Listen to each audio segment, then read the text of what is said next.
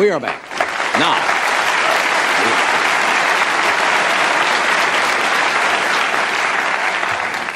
very often nowadays, if anybody has been in the entertainment business 5 years, they say, you know, here's a star. But I think a star is really determined by how long you've been around and where you are held in esteem by your peers. And Bette Davis is probably one of the most respected, admired actresses and indestructible of all of them. She's had 2 Oscars, 10 nominations, numerous awards. She recently received the Legion of Honor Medal and the César Award from France. Would you welcome, please, Miss Bette Davis.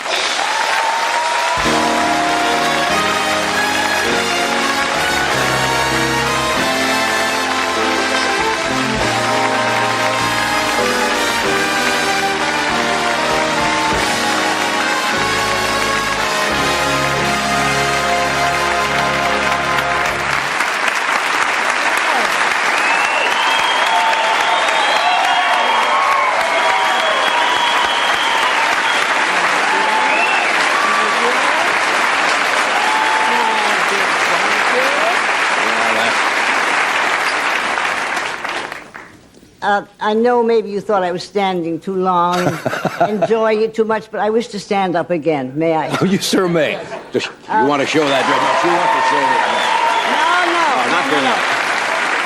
No. Are you saying to yourself, I'm a little overdressed? I think it's beautiful. Yes, well, I'll tell you why. This is the dress that Nolan Miller made for me for my trip to Paris for all the awards. It was announced in some of the gossip columns here in Hollywood that I had a red dress. One columnist knew it was made by Nolan. Thought he should have mentioned it. So I want to give Nolan, because I want to tell you that night in Paris, well, we're becoming the fashion capital of the world, let me tell you. And Nolan's dress rocked them in Paris. And it was particularly fun because they had a lot of clips from a documentary from England. And there was Jezebel in the red dress. And then when the film was over, you walked out. It just happened I had a red dress. Just so that happened was great like that. fun. So anyway, Nolan, thank you for my beautiful dress. Well, it is Thank gorgeous. you. I should say, I really, Only you could I make really that so shouldn't dramatic. I really shouldn't say thank you, Nolan. It cost a hell of a lot Really? of money. Yo, this is As something. it well should have. Nolan Miller, no. It's not going to cost you anything after a while. 20 years ago, Nolan Miller, out of designing school, came to Hollywood, hired by Aaron Spelling. Mm-hmm. We were doing a pilot 20 years ago, Aaron and I, and it was very amazing that many years later that Nolan and Aaron and I were doing the hotel pilot. I was the first person he was to dress. And, of course, all those awful rumors about me, he was absolutely panicked. But he made the most beautiful clothes, so that was the beginning. What awful rumors about you? What? What awful rumors about you? Oh, my dear, that when I did Eve, Mr. Mankiewicz was telephoned by 10, 12, or 15 directors and said, my dear, you're insane. Just prepare yourself. She will walk on the set with a yellow pad and a pencil, and there won't be one line of yours left. He said, but there was one person who said differently, and I said, who was that? And he said, Willie Wyler said, you will have a ball directing her. The others, unfortunately, I had to do that with. There was no other way. Now, there wasn't if I was to remain in films. Now, being the modest person I am, and we're talking about Paris and all. Right. You bought me a gift. No. Oh. No. I wanted to show you. Was this the This gorgeous César? government Hold it up. medal that was given to me. I think it's just Isn't beautiful. that lovely? Hold it up. Now, We're gonna aren't get you closer. going to ask why the French would decorate me? Well, I can imagine they decorated for it because they admire and respect your ability for an Oh, artist. Johnny, you weren't my straight man at all. Oh. Well, You know Jerry Lewis personally. That's why they I decorated suppose you. by now you're wondering if you're going to get a chance. Wondering right now if you're going to get a chance to say anything. I will shut up in a minute.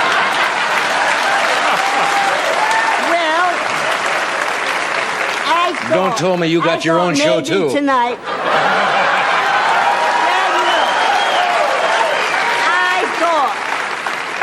I thought maybe tonight I would kind of let you sort of see if you thought I could do it. Yeah. Well, you can do it. All right. Well, Sure. during the evening, you keep on thinking. Okay. Because I'm kind of auditioning for Jones' part.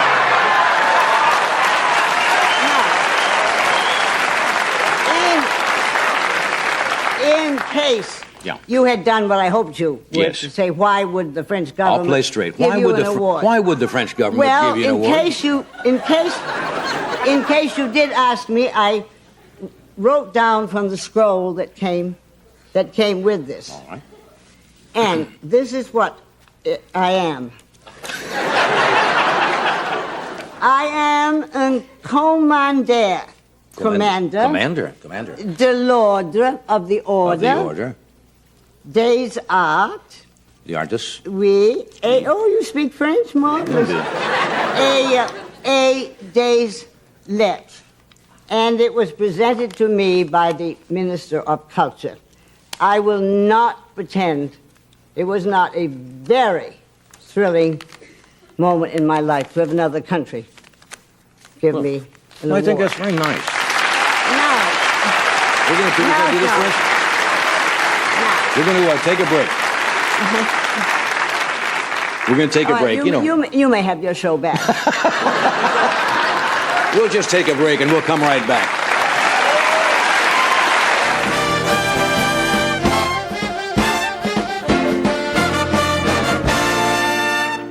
Hello, a cigarette?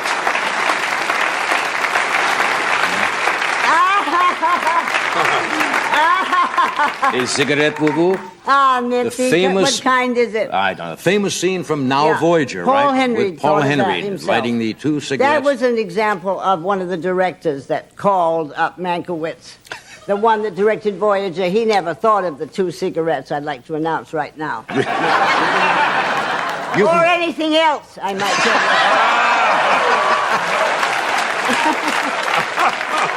tell you. Isn't therapy wonderful, though? Just recently at a big... See, I have not shut up yet, have That's I? all right. So at this huge festival for me for 3 weeks in New York, he was one of the speakers. I wish to God I could have been in the audience to hear what he had to say. Yeah. No, I'm trying to get a report about it. I haven't succeeded yet. It'll be coming in. I'm going to He came to see a play of mine. He came to see me and Miss Moffat in Philadelphia and came backstage, and I was so amazed and horrified. He said, well, I didn't let you know because you might have been too nervous with me in the audience. Oh, God. Say, what was the... Did you actually sit and pick a Peter, right? No. That was never said. No. But I... All the impressionists always used to do, you can go, Peter.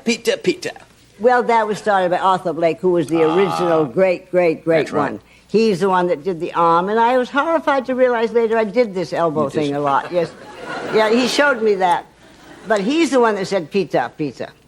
His impersonation of Mrs. Eleanor Roosevelt knitting at a Girl Scout rally was absolutely the most sensational thing. He was one of the great impressionists of all time. From here it came, Yeah. not just all the outward thing. Yeah. Right. What is this? I'm going to show audience a picture. You can look at it on the monitor. And what do you remember? It says, this was a picture put out by, it says, charming Bette Davis, Universal featured player. Did you hate to, then they... What? Yeah. Little publicity stills. Did you... Why didn't somebody unearth that earlier? They could have done me great harm.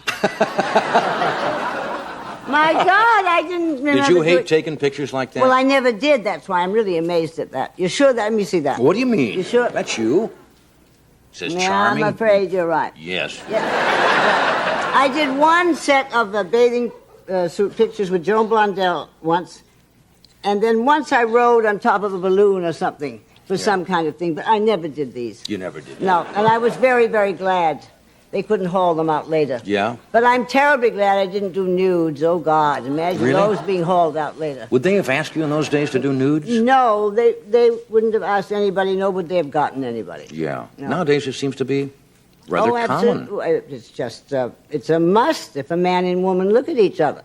Yeah. That same evening, yes, I just finished a film. I didn't realize that scene was in the film until I saw it the other night.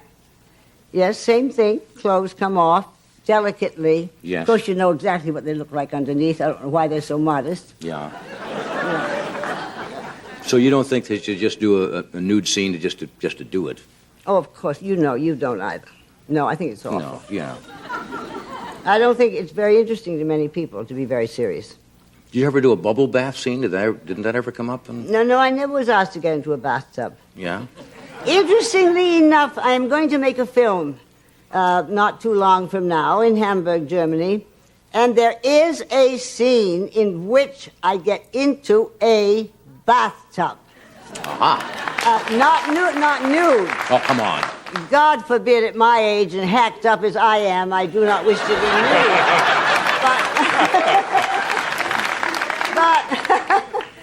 But I read that and I thought, my God, this is the end. Okay. Now, Peter never happened. Arthur Blake No, did no, that. Peter How never. about the line, what a dump?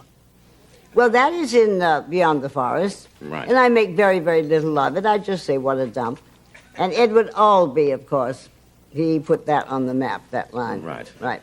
And he gave me a great thing when I do my Bette Davis show all over the world, film and on the stage.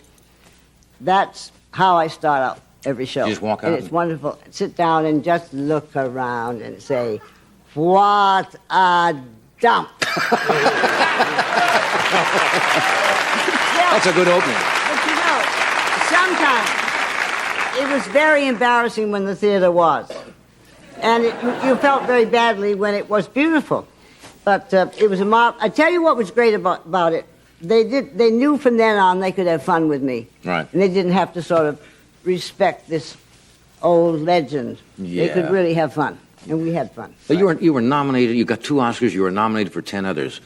Is there a picture that you thought maybe you should have won that you didn't? Yes, 3.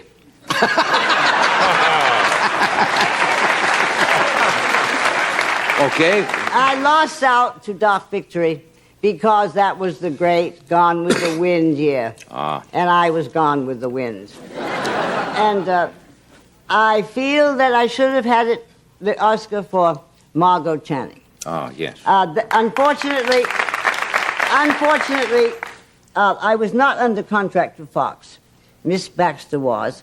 So, as the studios always used to do, they'd send notes around if it was their people and say, Ann please. Baxter, Marilyn please Monroe, vote at, George yes, Sanders. This is right. Yeah. So, I think I lost by some votes that I would not have lost by if Fox hadn't done that. Yeah. So I was so, but the last one, I was definitely robbed of.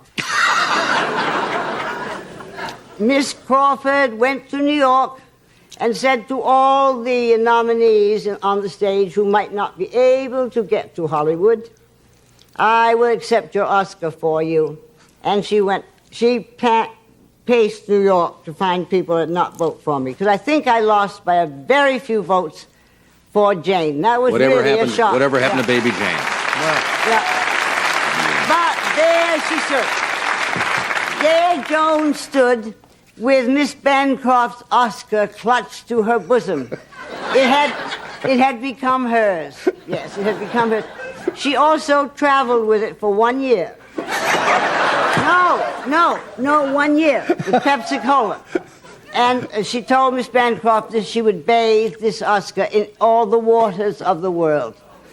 So she got back to New York. Miss Bancroft is still doing Mother Courage. Gave a party on the stage of Mother Courage after a performance one night. Right. And gave the Oscar to Miss Bancroft. Finally, she got it. She had it for a year. Well, you got a lot of good Worth waiting for. Yeah, of course. Oh, yeah. What picture did you make that you thought was a total disaster?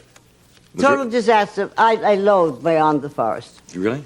Yes, I was not young enough to play that girl. You felt that when I played that girl, I would have gotten to Chicago years ago. Absolutely, years ago. And Did you- the tragedy was that Joseph Cotton was the husband, and who in the world wants to leave Joseph Cotton? Yeah. In the book, it was a great book, interestingly enough. Right. And Eugene Pallette was perfect casting for this awful. Eugene Pallette, who talk like this. Yeah, that awful husband. So I begged not to play it, and that was the last picture I made for Warner's. Did you fall in love with any of your leading men? I was more apt to fall in love with directors. I think it had a lot to do with I liked a male who kind of took charge of me and told me what to do, and it's very hard for me to find that. Yeah. Yeah, who would think I needed that, but I did. You wanted a domineering, strong personality. Yeah, I did. We're going to cut away, but we're coming back. Stay where you are.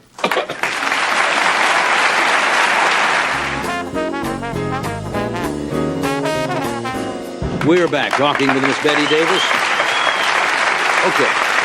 Another picture here. Another picture. It says, with your mother at a movie premiere in 1931. A strong influence in your life? Your mother? Mother was why I'm sitting here. Not from the stage mother standpoint, but from the earning enough money that I could study in a dramatic school and doing all those years for me at great sacrifice. But that is our first premiere, dressed rather oddly, you would say. Oh, I didn't notice. And in my book, it's an old kind of thing, and Mother's kind of odd. And we hadn't learned to look like Hollywood yet. We were very Yankee still. And I have a strip of pictures in my book, The Lonely Life. That's the first one. Then there's the second one. The third one is at the premiere of All About Eve. And I have written, and by now we really look rather sharp. And under it I have written Pilgrim's Progress. Okay, here's another picture. Dark Victory, 1939, and the gentleman, of course, is Ronald Reagan. Yes. What's your memory about this? Well, I can't quite get over still referring to him. And I was delighted to hear that you've not been invited to the White House. Neither have I. Well, actually, I have been invited. You have been invited by the Reagans? Invited, yes. Well, I have not. Ooh. Well, that's good. He's sort of, yes. But we always referred to him as Little Ronnie Reagan. He did give one good performance, King's Row. King's Row? We will hand that. I think that but was... But you know, take a man's leg off, it's a lot going for you in those scenes. That's true. Yeah, a lot going for you in those scenes. A lot of sympathy. But I have to say, I think he is infinitely better than I ever thought he would be. Infinitely. I think he shows quite a lot of guts upon occasion. Mm-hmm. He has had some rather serious things to decide. Yes, he has. Yes. Well, good. But I just hope he doesn't encourage a lot of other actors. I think we shouldn't take over that field at all.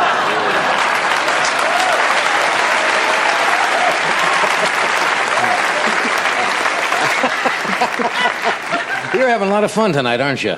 Yeah. Yes, I am. I'm very surprised.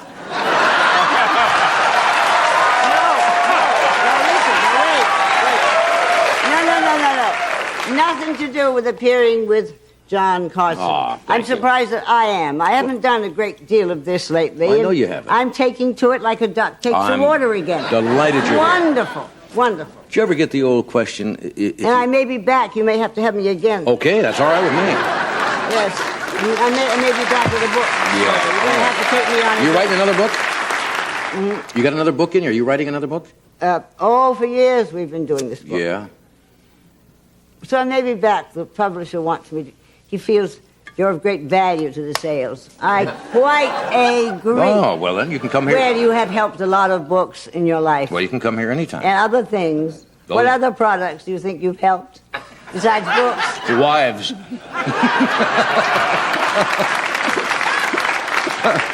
No. Oh, yes. You... Well, of course, you and I must never get on that subject. No, we shouldn't. Since really should. I paid alimony for 3 years to Beatty's father. Did you really? Yes, it's kind of a reverse twist, isn't it? Yeah. Well, that's how desperately I wanted to get rid of him.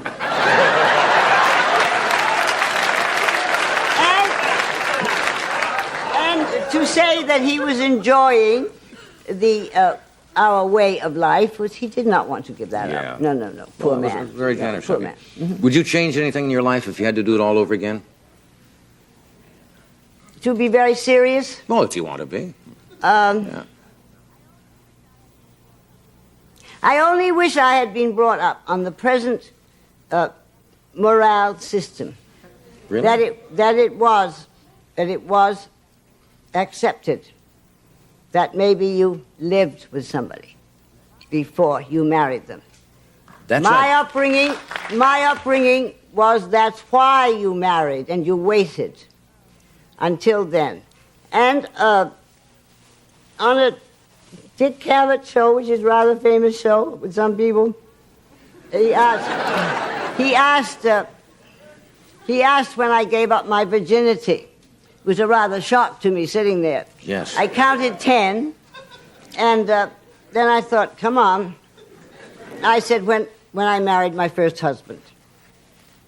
And then I waited a minute, and I said, it was hell waiting. Yeah. But nowadays, people... Right. And I think it's very possible I might not have married some of the people I married. I think I would have married Gary. Yeah. I think I definitely would have married Gary. We had a great, great deal in common. You're talking about Gary? Merrill, yes. Yeah. Yes, I definitely would have. Yeah. Yes, I was very much in love with Gary. Okay. And I flatter myself he rather liked me, too. Did you ever go out to a party some night and get real silly and have too much to drink and do something really dumb? No, I would be...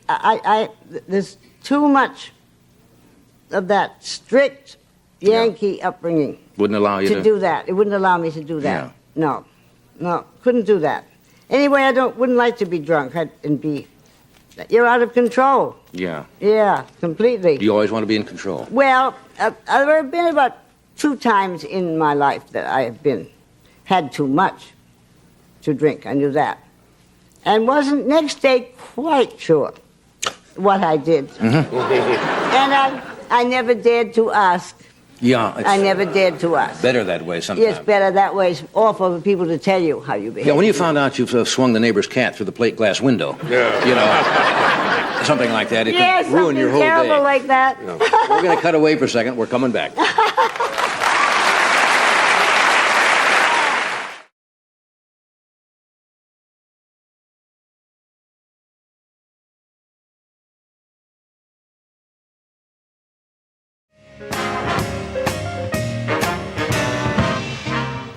I have known Johnny Winters for about 17 years, and I have never ceased to be amazed at his talent. He's genuinely a funny man. And he has his own television show syndicated around the country. And on April 6th, he will be up at the Sahara Tahoe. Would you welcome, please, Jonathan Winters.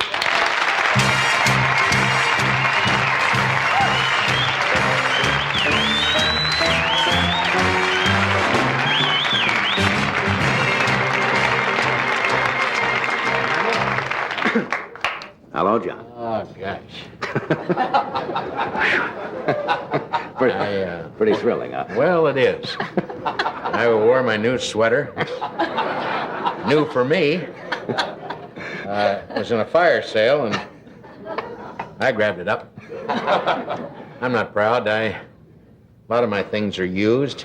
The shoes I bought those in the same sale. Not ashamed of that. No. It was a fire sale, and that's about all there is to that. I gotta tell him what you did to me. You may not even remember this. Remember when Jack Parr was doing the old CBS morning show? Right. I think that's the first time you were really ever appeared on television, about 1955, 56. And we did it out at Grand Central Station. And we did 2 shows, one at 7 o'clock, which played in the East. And then at 8 o'clock, the Midwest and West would join the network. And then you had to go back and repeat the first hour of the show live for the West Coast again. And I'd met you the first time then. And I was back there filling in for Robert Q. Lewis on a daytime show. And you called me at a hotel once. You won't remember this at all. There are a lot of things. But I remember. I know there are many things you have done. I don't remember. That are a little dim. My mind has failed me a number of times. But on this particular thing, I was staying at a little cheap hotel back there, a real cheap hotel. Yeah, that's right. And I got this call one day, and it was from you, although I didn't know it at the time. And I was just finishing up the show. I said, Johnny Carson? I said, yes. He says, Mr. Weldon, I'm with J. Walter Thompson advertising agency in here in New York. My ears, just the whole scalp went up. And he says, we are doing some commercials for the Buick Company. I remember it so well. And he says, we'd like you to be our spokesman. And, of course, there's $2,000 in it and a new Buick. And right then, $1 would have been, didn't have any money. And I knew that you knew that I had to go back to California. I had to come back and do a show I was doing, and I wouldn't be there. So I started to do, little disclaimers like, I'd love to do it, Mr. Weldon. And then you started getting nasty. Just a little bit. Well, what do you mean you can't do it? That's the trouble with you California guys. You come into town, give you a job, you don't want to stay. And then you got really angry. And I'm practically dying. And I could have killed you at that time. But then he said, that's Johnny Winters. And I could see the Buick just flying away. And I'd already spent the $2,000 on the house driving the car. You did little cutie things, didn't you? Well, I still call guys up, and I still answer the phone as different people. I love to do that. One of my favorite stories, I love to, maybe, be an old person, and someone will say, hello, is Jonathan Winters there? And I'll say, no, the boy is in the basement. He's combing the kitty. Say, well, who's this? Well, I'm just an old man who wanders around his house. And a lot of times you get odd reactions from people. Yeah, then, but one of my favorite stories was, I've told it before, but it is a fun story. Several years ago, a number of years ago, I'd gone back to Ohio to see my mother and my stepfather and several relatives. And it was at Christmas time, and all of us were feeling no pain. My stepmother, my stepfather was certainly in rare form. And my mother had had a few, and I'd had several. And, drink of your choice. Yes. A little touch of the grape. And like many people who imbibe in drinks, you get telephonitis and want to call the world. And so I wanted to call a friend of mine, and his name was Art Lytle, and he and I had gone to school together, and he was a funeral director. And so I called him, and I assumed a character, and I knew that he hadn't seen me or heard my voice in a long, long time. So I knew I was home free. And I called him up, and he owned still does to this day, the Jackson Lytle Funeral Home in Springfield. And so I said, is Mr. Arthur Lytle Jr. there? And he said, yes, speaking. And I said, is this Arthur Lytle Jr.? He said, yes.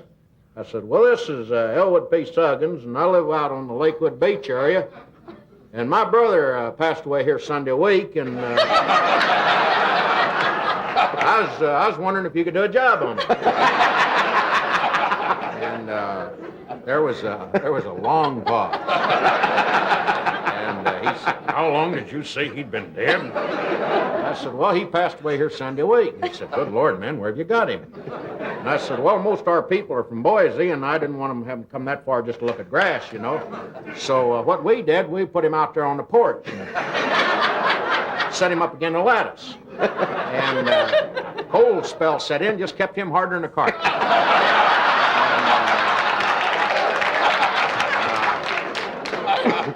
However, the other day, sun come out, and he commenced to get fleshy. And his face dropped a little bit, and but I tell you, Mr. Lytle, even in death, there's humor. My eldest boy, Lamar Jean, twisted the deceased hand around and put a softball in it. Well, Lytle lit into me. He said, good heavens, I've never heard anything like this. So then of course, I broke in. I said, well, it's Johnny Winters, and he said a few things. Those are some of the little things that What is the wildest thing you've ever done? The wildest thing? Yeah, that you remember. No, the reason I can say that is because we know each other. Yes. We have spent some evenings together. Oh, a number of good evenings. When we had been talking to Yes. bushes at 3 or 4 o'clock in the morning, I remember. I guess, I'm trying to think the wildest thing I ever did. Well, I remember one story very well. I was sitting, this was back east. I was back in New York. You were talking about an advertising agency. Made me think about this.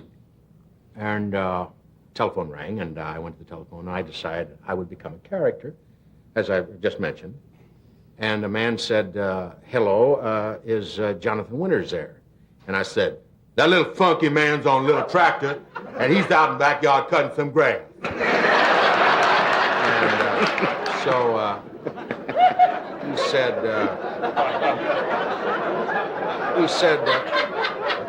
who's this? And I said, this is Sam. Who are you? And he said, well, this is Mr. Cavendish, and I'm with Ben and Bowles or something. And I'd like to talk to Mr. Winters. He said, you mean Johnny? Let me see if I can find Roundo.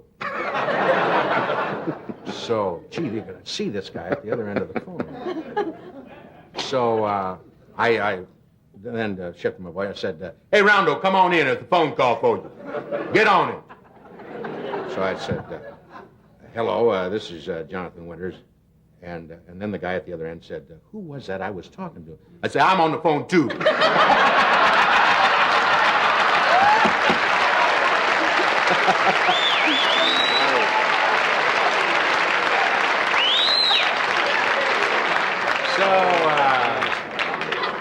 It's fun to do these little voices. Yes. Upset a few people. Here's Ed to tell you about a great new opportunity to try one of the most remarkable vacuum cleaners ever made.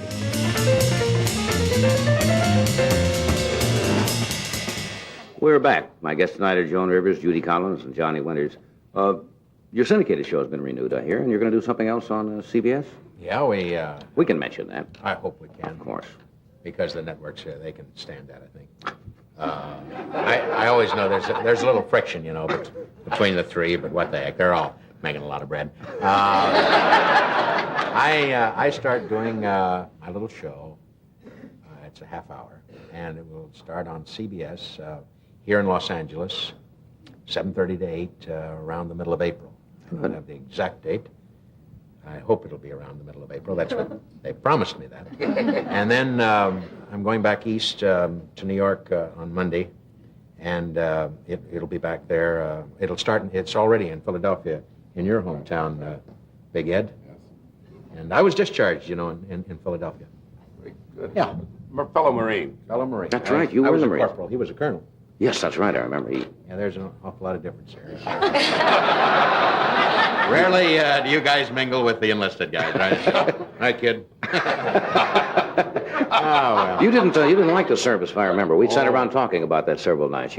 No, I got along fairly well in the service. No. I was always disturbed because I didn't know where I was. And unless you're an officer, you see, you're not clued in. And you're not given the top papers, which I felt I should have had at least 1 or 2 papers. And I kept asking questions, which is always trouble. Running up to a captain, or a colonel like yourself and saying, where are we, sir? None of your business. Move out. And I was always moving out. I was frightened a great deal of the time. I was frightened of the guys. I didn't understand a lot of them. They didn't understand me. I was kidding all the time, I'd be in grandma 1 minute. And, hi, honey, That would, a lot of guys didn't understand. That would shake up a barracks late And at night. I turned, yes. I'll never forget, to a bird colonel, and did a voice on him, which I'll never forget. And I said, oh, sir, what is your name?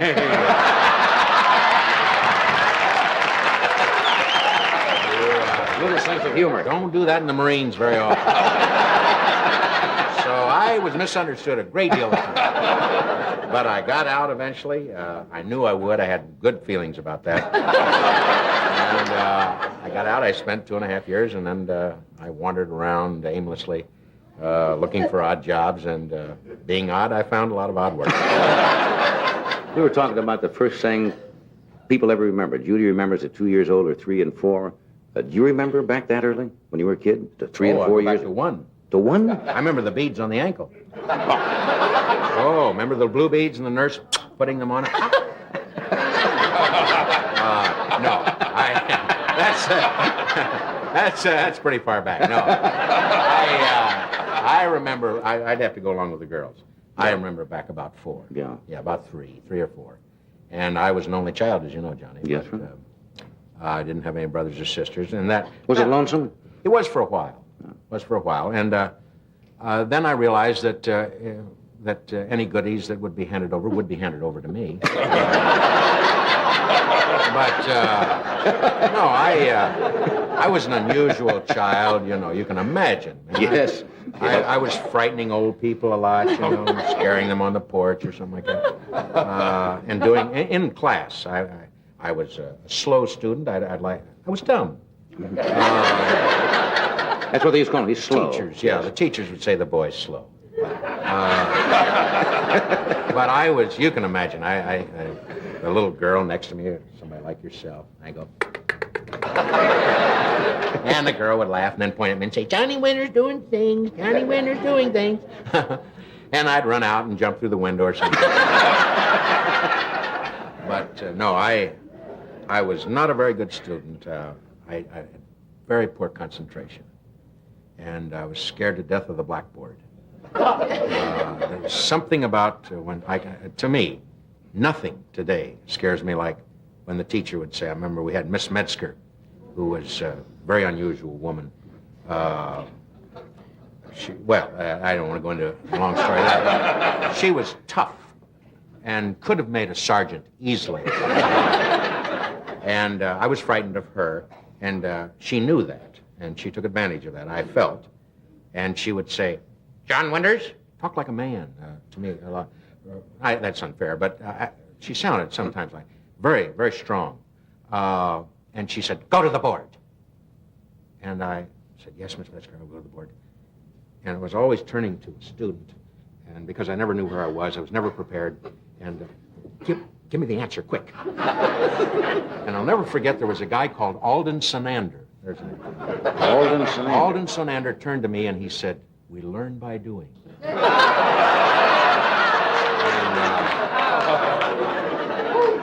I killed him at recess.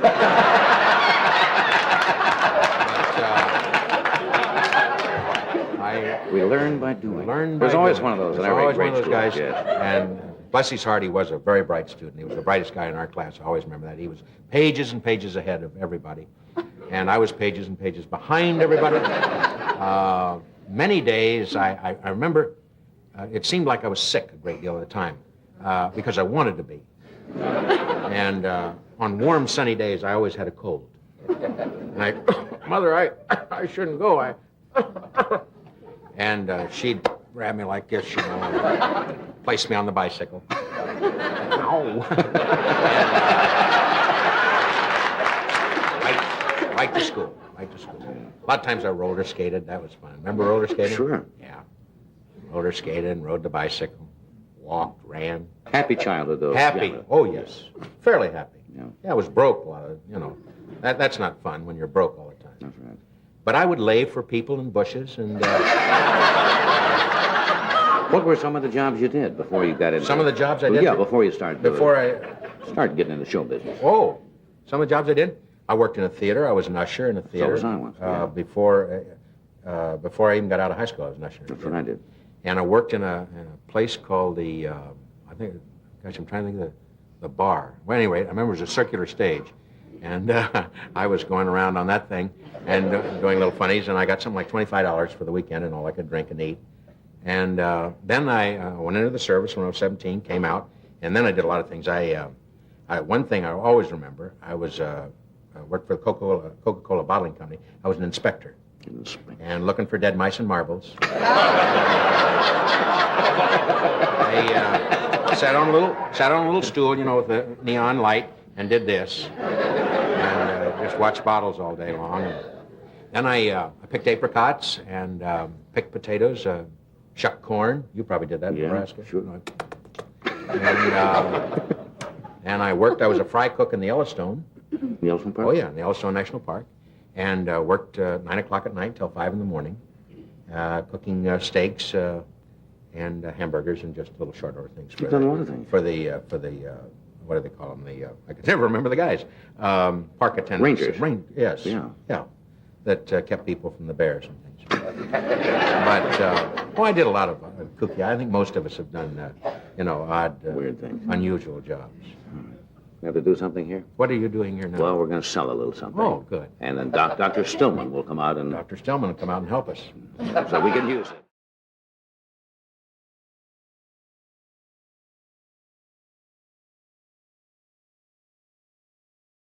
Here we are back at the show.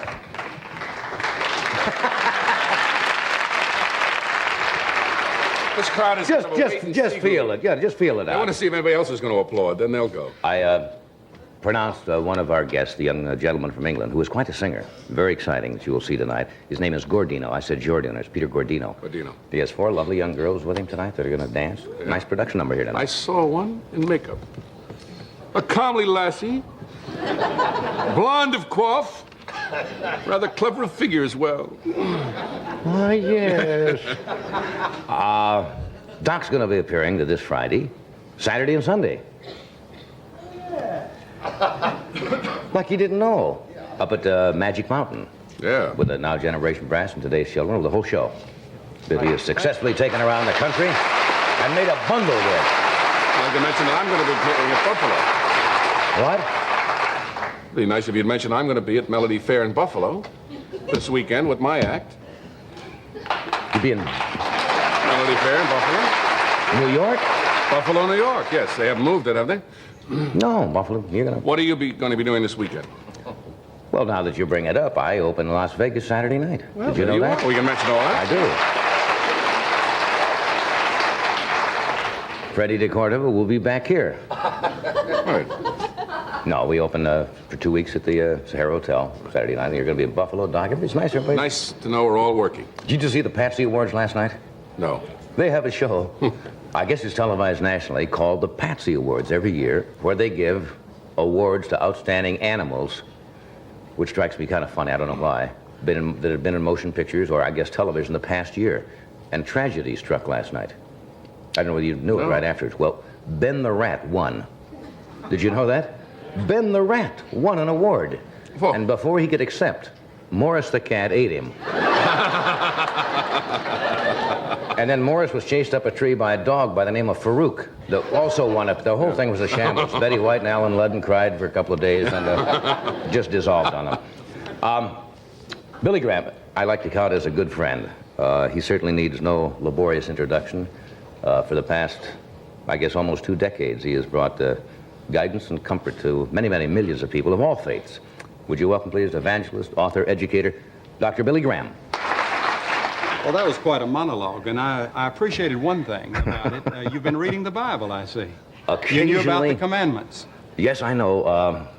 I would sound awful, but if you ask me to name all 10 of them right now, and this probably sounds terrible, I would probably leave one out somewhere. Oh, I think you could think of all of them.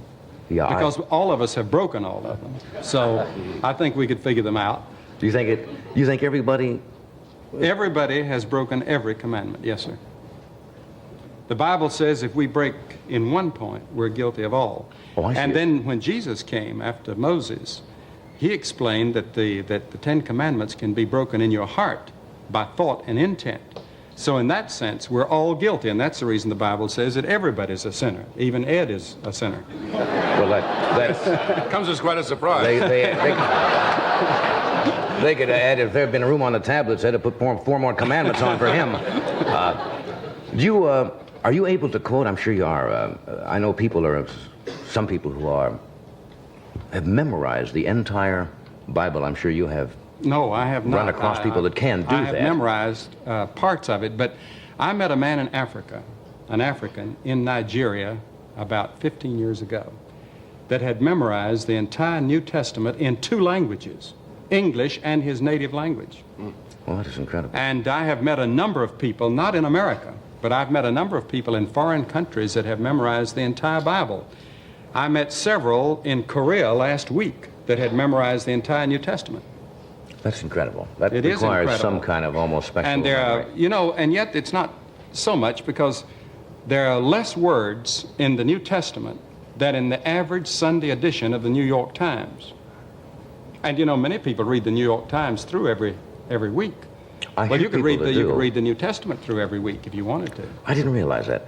Do you like what they have done? Do you like the modern interpretations of the Bible? And I read that they're working on a now more or less an updated version of the King James. Yes, there are a number of, in fact, there's about one version, I'm told, a week coming out. Right. Some biblical In various scholars seem parts to of the feel world. that it loses, I guess, something in the modernization. Well, it does in some areas, but in others it makes it clearer because you see, when Jesus and the other people in the Bible were speaking, they spoke the language of the people. We no longer speak that King James Version language, Elizabethan English. And many people don't understand the Bible just because they don't understand that language. It's no longer the language that America speaks, no longer the language that Britain speaks. I have people in areas where I come from, in North Carolina, up in the mountains, that some of them still speak Elizabethan English. Is that true? And some of those old hillbilly songs that we have are really from the old Scottish songs of 200 years ago. You just mentioned Korea a moment ago. You've just been overseas and in Korea, and I understand the crowds were the largest you've practically ever played to in your life. Well, they are probably the largest that anybody has ever spoken to in history, because the smallest crowd we had was 500,000. And the largest crowd was last Sunday afternoon. We had 1,100,000 in one service. And that was so incredible that I could hardly take it in. Now, you're not talking about television, are you? No. Really? I mean, an actual mass of crowd. people. We had 7 cameras on it. We have pictures of it, and it will be on television soon. Well, we have some film excerpts, I think, of this crusade that you've made overseas. That is incredible. It's got to be a overwhelming feeling to Well, a stand up in front of a historian crowd told that me large. the other day that the nearest that he knows in history was Dwight Eisenhower when he went to India in, I forgot what year, I think it was 55, and had about 800,000 that he spoke to at one time. But this crowd was electronically counted, and the organizers that counted it had a very ingenious way in which they counted. And so I would say it was fairly accurate. It might have been under or over. Some people thought it was over, some under, but it was somewhere in the neighborhood of 1 million people. That's incredible. Can we show some of these? We have a short film clip here. I believe this was shot in Seoul, Korea. Seoul, Korea, that's correct. And I haven't seen this film. Billy, you can comment on it. That is our arrival at the airport. My wife and I are arriving at the Seoul airport about 2 weeks ago. And that is my wife. And they came out with all their flags, and a choir sang. They Was had this your government first, officials. No, I was in Korea during the war, the Right. Korean War, about 22 years ago, and spoke to people. Now, these are people here that when all-night prayer meetings, they stayed up all night to pray, and every church in Korea has a prayer meeting at 4:30 in the morning. And the Korean church is growing. Now, there's my wife and me in the plaza, which is 1 mile long, a paved strip, 1 mile long and about 1/4 mile wide, and we're talking on the day before the meetings begin. That's where the people are going to come, and they've marked it off so they can count the people. You I see, see, each that's area there seats 4,000 in each square, and they marked it off so they count. Now, this is the last day where the Good million heavens. people, now it fades into the background, the millions. They're in an airplane taking this quite some I can distance see the up. crowd right in the middle. And these are the people gathering. They started gathering several hours early, and in fact, many people were there all night. Thousands were there all night, spending the night so they could get a front seat. And they sat so close together. These Look are at the people still mass of coming together. humanity.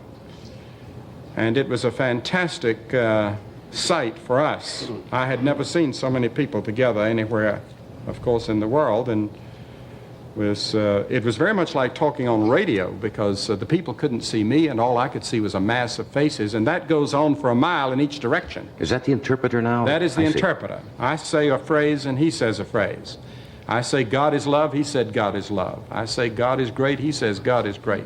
And we go 1, 2, 1, 2, that quick. And he is very fast and very good. And the people listened, and they responded, And as I said, the church in Korea is growing 4 times faster than the population. Now there I am leaving by helicopter, and they are waving goodbye to me with their programs. Look at that. 1 million people saying goodbye to us. That It is was a very moving incredible sight. scene. That's an incredible scene.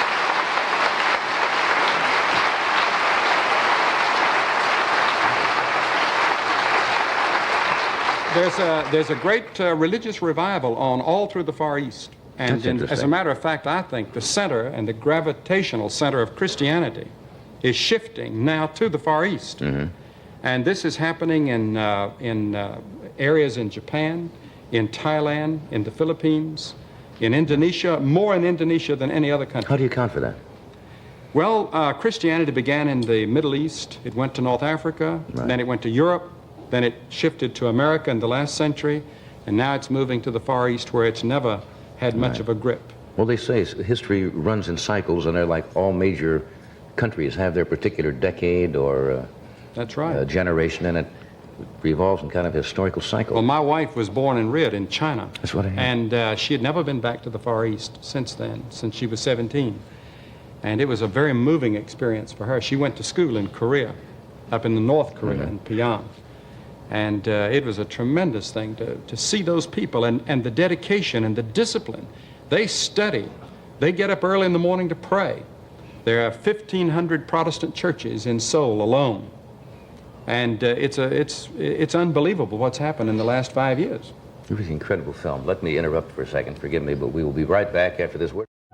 Welcome back. We're talking with Dr. Billy Graham. I always look forward to your visits on our show because I feel I can ask you questions, personal questions, which I'm sure a lot of people would ask around the country, and I always try to project myself and what you must be asked as you travel around. Do you ever think about death at all? I mean, does any fear of it? You read about so many people nowadays that seem to be so uptight about it, and I saw a program the other night about it where doctors were trying to prepare. Doctors had no preparation in how to treat patients that were, for example, terminal, and they found that people went through various stages about death. But I wonder, as a healthy man, we all think about it occasionally, but I wonder if you ever think of it and have any fear of it. I think we think about it a great deal, Johnny, more than we admit, because the University of Louisville did a study some time ago of university and college young people, and the number one subject that they think about between the ages of 18 and 22 is sex.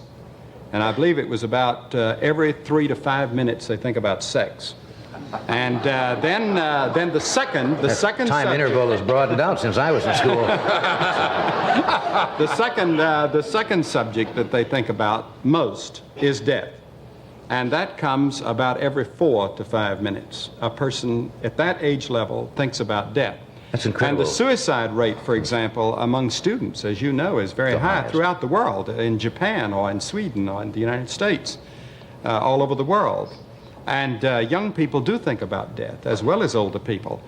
And it's going to happen to all of us, and yet we hate to face it. And I think that the subject of death has been suppressed in our generation, very much like sex was in the 19th century, the discussion of it. We buried it. We made out like it didn't exist. Well, I got in some trouble a few weeks ago because with the morticians around the country, because I was talking about death and the fact that we tell children that grandfather has just gone away and he is sleeping and so forth, rather than telling children exactly what does happen and about the high cost of funerals and the pomp that goes with it, and they kind of got on me. But you know, the fear of death is gone when a person, when I found Christ as my Lord and my Savior, the fear of death was taken away, and now I'm just as certain that when I die, that I'm going into another world that's just as real as this one, that it's helped me to face life here and now. That was my question. What do you envision after That's death? right. Well, I envision heaven. And I'm not going there because I've preached to a lot of people. I'm not going there because I've read the Bible. I'm not going there because I'm good. I'm going there because of what Christ did for me on the cross. I'm saved by the grace of God. Now, the word grace carries with it the idea that I don't deserve it. I can't buy my way. I can't work my way. I'm a sinner, just like you, and just like Ed. And you folks. Excuse me for interrupting. It's terrible. I hate to stop when we're just starting here, but please stay with us. And As soon as we get this out of the way, we'll come back and continue.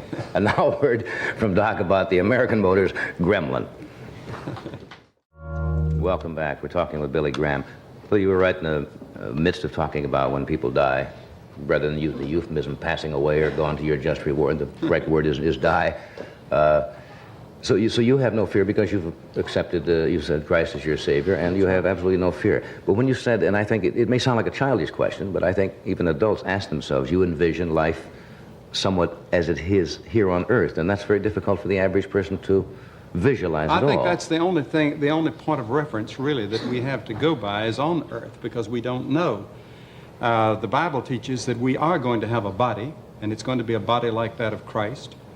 The Bible teaches that the ultimate goal of the true believer is going to be a place called heaven or paradise. It's not going to be a place where we sit under palm trees and have a beautiful girl fan us, as some people envision heaven. It's going to be a place where we work. And I think that we are going to be able to go from planet to planet and from one part of the universe to the other, and I think we're going to be able to go as fast as thought. And I think we're going to have other worlds to conquer. We're going to have tremendous enterprises that we're going to do on other planets. And I think there are many indications in the Bible about this. We're not going to go and just sit down and rest and relax. Now, the first few years, I'd like to rest a while and play a little golf. Sure. And I hope they have golf balls and they have the a whole great thing course. up there. They have a great course. Because I'll miss it if we don't. But I asked my wife one day, who's a great student of the Bible, I said, Ruth, do you think there's going to be golf in heaven? She gave a marvelous reply. She said, if golf is important for your happiness, it'll be there. Can't argue with that. Do you also envision, for the sinner that, say, doesn't accept in the Christian religion Christ as your Savior, that there is purgatory, per se? Do you think there's that kind of a God that would condemn or damn people? But when children grow up, you know, they are told this very often. You be good, you go to heaven. And that's the child's concept of heaven, is sitting around on a cloud. Mm-hmm. If you are bad, you will be punished. And that's kind of a frightening concept for a young mind to grab a hold of. It is frightening, and it should be. I think that the Bible says the fear of the Lord is the beginning of wisdom. And we have a false concept of God. God is a God of holiness. He's a God of righteousness. He's a God of judgment. And a person who faces Christ straight out and deliberately rejects him, that person is in a totally different category than the person in the middle of China that never had a chance and never heard. The person who deliberately rejects is going to pay a fearful price. Now, Jesus used a number of words to describe it. So does the Old Testament. The prophets used it. It's called punishment. It's called condemnation. It's called Hades. It's called all sorts of things. Whatever it is, and I'm not prepared to say what it is, but what it is, it's separation from God, and that in itself will be hell. Because you take in this life, if you live this life totally separated from God, from all love and all joy and all peace and all satisfaction, that would be hell in this world. So in a sense, the person who doesn't know God here is already, in a sense, in hell. Mm-hmm. And that will be extended into the future life, according to the Bible. And I think it is something to contemplate. I think that we're taught that fear is very important. I teach my children that to watch out for rattlesnakes, because we have a lot where I live. I teach them to be careful in traffic. My son flies an airplane. I always say, be careful when you go up there. I want him to have a certain amount of tension and fear as he's flying, mm-hmm. so that he doesn't have a wreck and kill himself. And there is a legitimate fear, and I think we should face squarely who God is and what he demands of us. Do you feel sorry for people who espouse the atheistic philosophy and live their life and say, all right, I'm not rejecting God, they just live their life as if God does not exist, and they go their way and do their thing? Well, I would, 99% of the American people say they believe in God, mm-hmm. according to the Catholic Digest. But there are millions of what I would call practical atheists. They say with their mind they believe in God. Something inside says, well, there must be a God, but they live as though there is no God. Mm-hmm. And so in a sense, that is a form of atheism. And to those people, I think that's a very dangerous life. Yeah. Can I ask you a personal question now? And I'm not asking this as a shock value, because I'm sure as someone who goes all around the world, you're from that. Have you ever seen an X-rated movie? I don't mean that to put you on the spot, but it's so much in the news, and it has so much to do, a lot of people think, with morality or a lessening of morality in the country. And I just wondered, as somebody who preaches the gospel in your line of work, that you would have to see it to be able to be informed. Well, I have seen several R-rated movies. I saw 2 in a hotel where you call down and order room service, and they turn it on your television screen. I didn't know that. And I went to see. I saw one with my son in London. He wanted to see one that he said was a marvelous picture about motorcycles, and it was called The Mechanic. I found out that it had nothing to do with motorcycles. And it was AAA rated in London. It was supposed to be excellent, but they killed people in every way possible. I think that you can kill, and people died in every way possible you can die. And the the R-rated in this country, I think, would come from the violence rather than sex. There was no sex in the picture. Right. Would you say? No, I don't make it a practice to go see. Oh, I didn't mean it that way.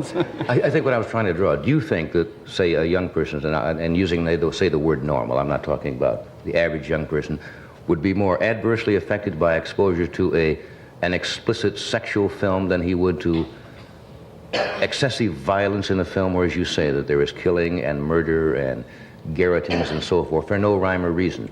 Which of those do you think would affect him or harm him the most? Do you think? I think both would harm him. I think that I wouldn't be prepared to say which would be the worst. I think the violence that we're seeing in some of our pictures today is having a devastating effect on people. It can't help but have it. I think that we're seeing it in the generation that we're growing up in today. This is the first generation that is a television-reared generation. Now, this is not against television. Right. I'm for television. I use television. It's the greatest means of communication we've ever had. But just like atomic energy, you can use it for good or you can use it for bad. And I think that a great deal of what we see today, especially in the motion pictures, they're trying to get more pornographic and more violent to attract people back to the theater. But I think that we have seen in Sound of Music or the Walt Disney films that you can make great motion pictures and make a lot of money and be clean. And I think that there is a swing back in that direction. I was reading the other day, I think it was Frances Langford or some former film star who said that she wasn't going back to see any motion pictures till they cleaned up. And I think that when we say clean up, we think in terms of sex, but I say in terms of violence.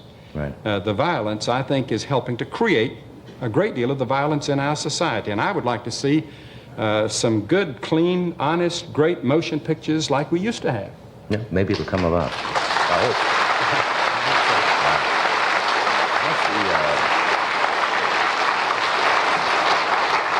You know, if you want to see a good movie now, you have to wait and see something on the Late Show maybe, and see something that was made about 25 or 30 years ago. They're all playing too. What's the most often single question you're asked? I suppose that the one that I would be asked the most is, how do I find God? I think that more people write me or ask me that question than any other question. I would say the greatest problem people write me about is loneliness. I think loneliness is probably the greatest problem in America as far as the psychological problem that people face. From both young and old? From both young and old. You can be lonely in a crowd, and psychologists have begun to call it cosmic loneliness. In other words, I can be in a party, having a big time, and all of a sudden, for just a moment or two, there sweeps over me a sense of loneliness. And I personally believe this is a loneliness for God. We're made for God, and without God, we have a loneliness. There's a dissatisfaction, and we never find it, no matter how powerful or how rich or what pleasures we have. There's something empty there that only God can fill.